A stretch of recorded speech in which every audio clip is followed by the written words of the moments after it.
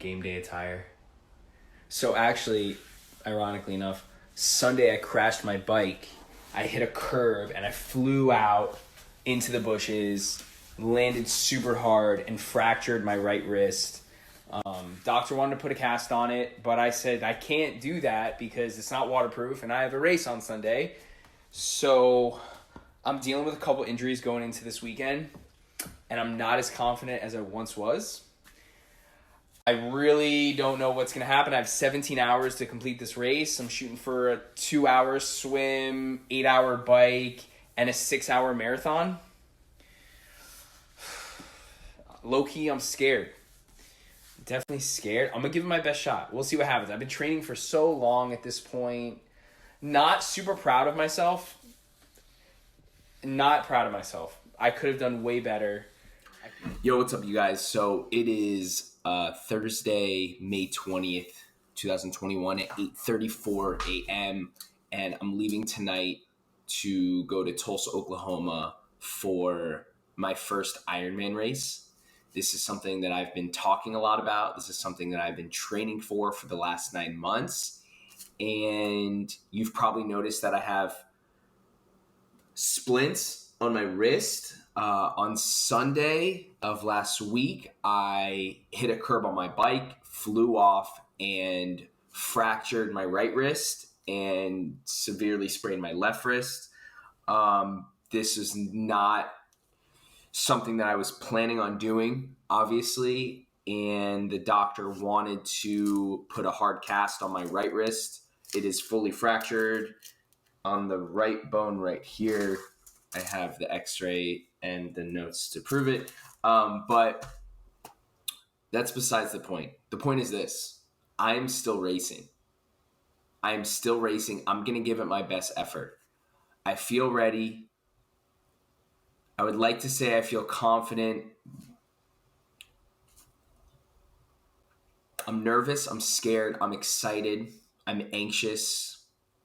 I'm emotional. And regardless of the outcome, the whole training process has been such a blessing. I'm super grateful, happy, blessed, elated. Nothing short of elated that Ironman has came into my life. Because, and I've talked about this so many times, and I hope I don't feel like a broken record here, but the time management skills, the intentionality, attention to detail regarding and surrounding my workout routine and regimen, quality sleep, nutrition and diet, fueling during training sessions, and becoming more conscious of my body and my mind, all while getting physically stronger and mentally tougher, has been incredible. And this is something that I'm going to be doing for the rest of my life. You know, I can't really predict the future or anything, but over the last 9 months, every Tuesday, Thursday, and Saturday, I would ride my bike. And every Monday, Wednesday, Friday, and Sunday, I would run. And then I would swim 6 days a week. And I would also lift and do yoga. But this is what I'm looking for. I don't know if it's punctuality. The word I'm looking for is the way I was very punctual with my workouts. I guess punctuality is the right term here. I didn't sway away from the training process at all, really.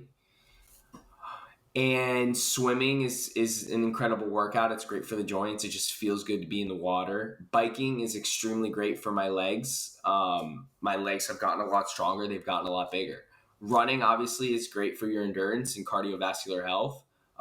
It is a little strenuous on the knees and the joints, but with proper recovery, right, and awareness of what hurts and where we're sore and where we have aches and pains, has helped me cultivate more awareness around my body, whether it's my muscles or ligaments or joints or bones, right? I've experienced a few injuries along this journey, and giving those injuries love and everything that's involved with just the physical aspect of Ironman is great. So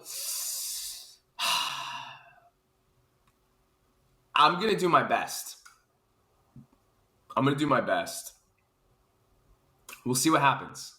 So this is the pre-video, and the post video is coming soon. Wish me luck. I'm either going to, on Sunday, I'm either going to die or become an Ironman. Zachary Rance, Florida, you're an Ironman, Zach. Yes, you are.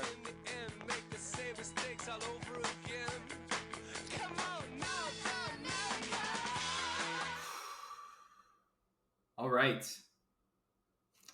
I'm officially an Ironman.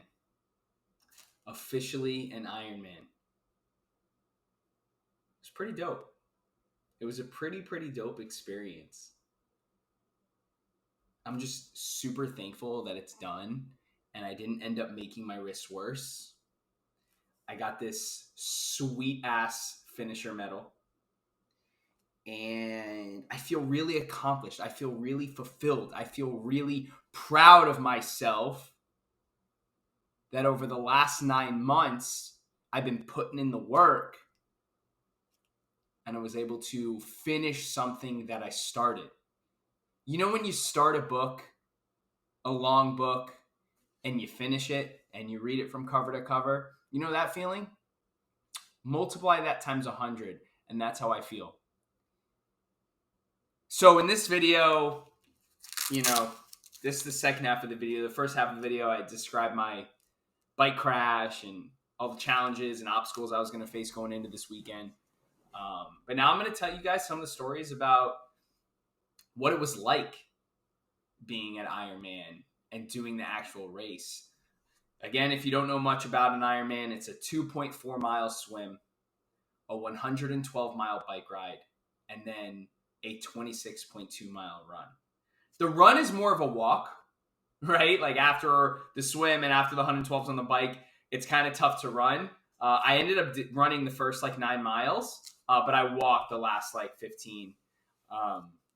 But it was really tough conditions. This was a really tough course. Not every Ironman is the same. Some Ironman swim in oceans. Some Ironman we swim in lakes. Some Ironman there's really hilly and mountainous terrain on the bike. And obviously depending on temperature and weather and stuff like that, courses can be harder or easier. This course played very hard. It was raining all day. It was cold. The water temperature was 66, 67 degrees. So there's puddles everywhere. There were potholes everywhere. It was just not great conditions. But the swim, before the race, it was very emotional. I was very emotional. I woke up at 3 a.m. I immediately ate a banana and almond butter toast. I want to get some carbs in me. I want to get a little bit of some healthy fats in me. But I want to eat and give myself enough time where I can digest my food prior to the swim. When I got to the Ironman village, there are 2,000 other athletes that are there getting their bikes ready, getting their kits ready, making sure that all their nutrition is loaded up. And it's intimidating because everyone there takes it extremely seriously. I'm not an endurance athlete. I'm not someone who was a runner in high school. I was not someone who does a lot of this endurance type exercise. I was more of just a weightlifter. So it's intimidating seeing people with $10,000, $15,000 bikes. It's intimidating seeing people just really dialed in on fixing their bike before the race, or, they got all these special creams that they're putting on their body, where I kind of just showed up. But right before the race started, they played the national anthem. And that was a very emotional moment. Right before we got in the water. The swim was so tough. The water was 65 degrees, freezing cold. My hands went numb, my feet went numb, my ankles were numb. The water wasn't too rough, but you're swimming in the lake with 1,900 other people, 2,000 other people. So there's a bunch of people on the right, a bunch of people on the left, people behind you, people in front of you.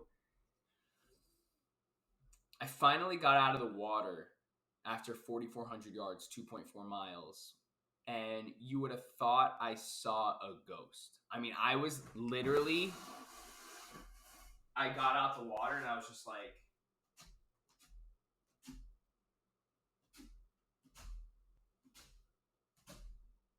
my hands were numb, my feet were numb, my jaw was clenched tight, it was cold, I was freezing.